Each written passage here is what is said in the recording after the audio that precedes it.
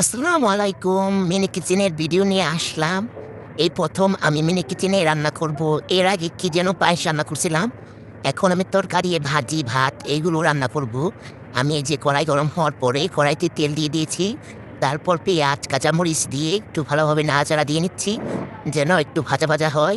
Mini কিচেনটা খুবই ছোট হয়েছে, কারণ আমি বেশি প্রোডাক্ট সংরক্ষণ করতে পারি নাই। আপনাদের কেমন লাগছে মিনি কিচেনের ভিডিও? যদি ভালো লাগে আমি দেবো। দেখেন এই পেঁয়াজ কুচির সাথে পেঁয়াজ কাঁচামরিচের সাথে আমি হলুদের গুঁড়া, ধনিয়া গুঁড়া এইগুলো দিয়ে নিলাম। এখন দিয়ে নেব ধুয়ে কুটে রাখা ঢেঁড়স ভাজি করব।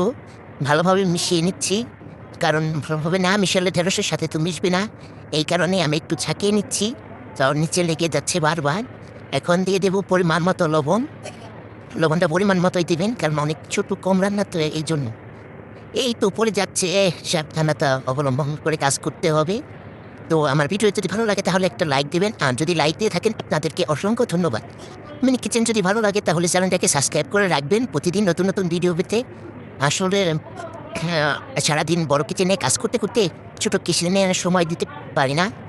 একটু পানি দিয়ে নিলাম যেন একটু সিদ্ধ হয়। এখন ভালোভাবে নাড়াচাড়া দিয়ে নিলাম, ভালোভাবে মেশাতে হবে। সম্পূর্ণ ভিডিও দেখতে থাকেন। ঢাকনা দিয়ে দিলাম। মিনি কিচেনটা খুব সাধারণভাবে সাজিয়েছি, এইটুকুই। মানুষ যে কীভাবে মিনি কিচেনে রান্না করে এই দেখেন। মানে মানুষ কি মিথ্যে বলে বুঝতে পারে না। এত কষ্ট কমই, কারণ ছোট ছোট রান্না, কিন্তু মানুষ যদি মিথ্যে বলে যে স্পিরিট দিয়ে রান্না হয় কালি পড়ে না, কিন্তু প্রচুর কালি পড়ে। আর তেল দিয়ে রান্না করলেও এরকম আগুন উঠে না, রান্না হচ্ছে অনেক দেরি হয়। হ্যাঁ, অনেক সময় লাগে।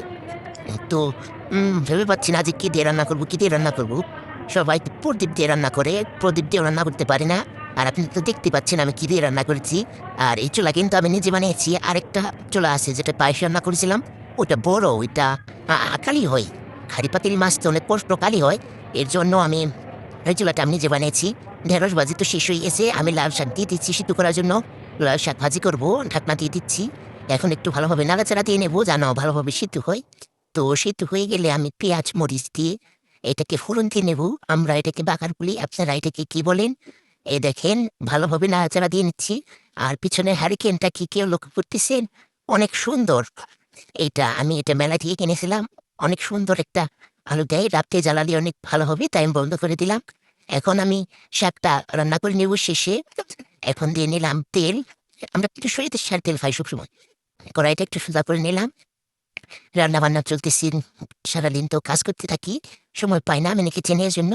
এখন এই যে রসুন কুচি দিয়ে নিলাম, রসুন কুচিটা একটু ভালোভাবে ভাজা ভাজা করে নেব। তারপরে এই দেখেন পেঁয়াজ কাঁচামরিচ দিয়ে নিলাম। এখন একটু নাড়াচাড়া দিয়ে নেব। পেঁয়াজ কাঁচামরিচটা একটু ভাজা হবে, ভাজা হওয়ার পর এখানে দিয়ে দেবো একটু লবণ। পরিমাণ মতো লবণ নিয়ে দেবো। সম্পূর্ণ ভিডিও দেখতে থাকেন। মিনি কিচেনের প্রোডাক্ট এইগুলো তো কম দামি, মানে নরমাল। শুরু করতেছি, আপনাদের সাপোর্ট পেলে আরো ভালো ভালো কিছু সাজাবো। আর যে এত মাছি আমাদের এইখানে, বুঝতে পারি না আপনাদের ওইখানে এত মাছি কিনা। মাছির জ্বালায় জীবন শেষ, আল্লাহ! এত যে মাছি। এ দেখেন আমি শাকটাতে একটু পেঁয়াজ দিই, নাড়াচাড়া করে নিচ্ছি। পেঁয়াজটা একটু বেশি হয়েছে, থাক সমস্যা নেই, পরবর্তীতে ঠিক হয়ে যাবে। আসলে শক্ত বড় কিচেনে রান্না করতে ওই রকম মাপ হয়ে গেছে এখন। মিনি কিচেনে রান্না করতে গেলে একটু সময় লাগবে ভালো হতে। সমস্যা নাই, তাও প্রথম মাঞ্জা দিয়ে অনেক ভালো হয়েছে। এই দেখেন আমি নামিয়ে নিলাম। এখন ভাতের হাঁড়িটা দিয়ে নেব, ভাত রান্না করবো। ভাত রান্নাটাও কিছুক্ষণ পরে হয়ে যাবে। তারপরে আমি ভাতের মাঠটা গেলে নেব। সম্পূর্ণ ভিডিওটা আপনারা দেখতে থাকেন। এই দেখেন আমার সম্পূর্ণ রান্না প্রায় শেষ। ভাতের মাঠটা গেলে নিলাম। এখন ভাতটা পরিবেশন করব। আপনাদের সবার দাওয়াত রইল আমার মিনি কিচেনে, এসে খেয়ে যাবেন। আর ভিডিওটা যদি ভালো লাগে তাহলে শেয়ার করে দিতে পারেন। এই দেখেন ভাত পেরে নিলাম মিনি কিচেনে রান্নাবান্না ছোট সদস্যদের জন্য। আলহামদুলিল্লাহ, আলহামদুলিল্লাহ, আলহামদুলিল্লাহ, শাকটাও বেঁধে নিলাম।